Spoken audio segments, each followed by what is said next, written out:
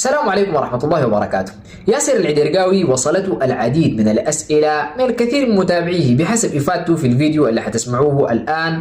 بيسألوه عن عقدة الذنب اللي أصابتهم بعد تركهم للصلاة أو التهاون فيها بعد قناعاتهم بأفكار ياسر العدرقاوي عموما وأفكاره في الصلاة خصوصا. وبدل ما يقول لهم ياسر العدرقاوي استعينوا على الصلاة بالصبر والاستعانة بالله سبحانه وتعالى والدعاء، قال لهم ياسر العدرقاوي اسألوا آباءكم وأمهاتكم أسئلة ما عندها علاقة بالصلاة بصورة كبيرة، ولو عندها علاقة فحنبينها في الفيديو ده. لكن قبل كده نسمع لكلام ياسر العدرقاوي ونعلق عليه سريعا لأنه ما بيحتاج لتعليق كبير جدا. في سؤال بيردني كثير جدا جدا في الخاص، وأنا ما بنزعج منه نهائيا لأني مريت بنفس المرحلة.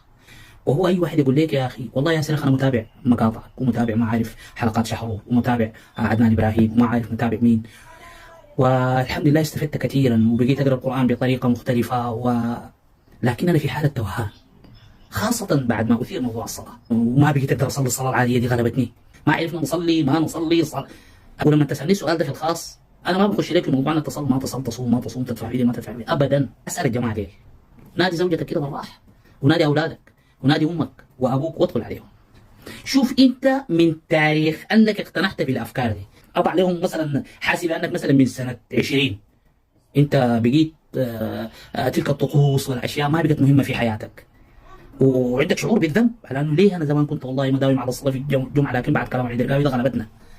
انت شاعر من حاجه ده. اسال الجماعه الدائره المحيطه بك دين، امك وابوك واخوانك وزوجتك واولادك واصحابك المقربين وجيرانك، الفئات دي اسالهم قول لهم يا جماعه مثلا من قبل 2020 وهكذا انتوا شايفيني انا الان افضل، معاملتي معاكم احسن الان ولا قبل؟ هل انت شاعر على انه تعاملك اصبح ودي وانساني ورحيم ولطيف واهتمامك بمساعده الغير وحل مشاكل الناس قبل ما انت تؤمن بالافكار دي ولا بعد؟ لكن ثق تماما إذا الدائرة اللي حولك دي حكمت على أنك بقيت إنسان لطيف جدا، بقيت إنسان ما بتضرب أولادك وما بتسيء لأحد، وبقيت إنسان كريم وبقيت إنسان تخدم الناس، الجانب القيمي ده فيك ارتفع، أنت ثق تماما هذا هو جوهر الدين ولب الدين وهذا هو الدين القيم.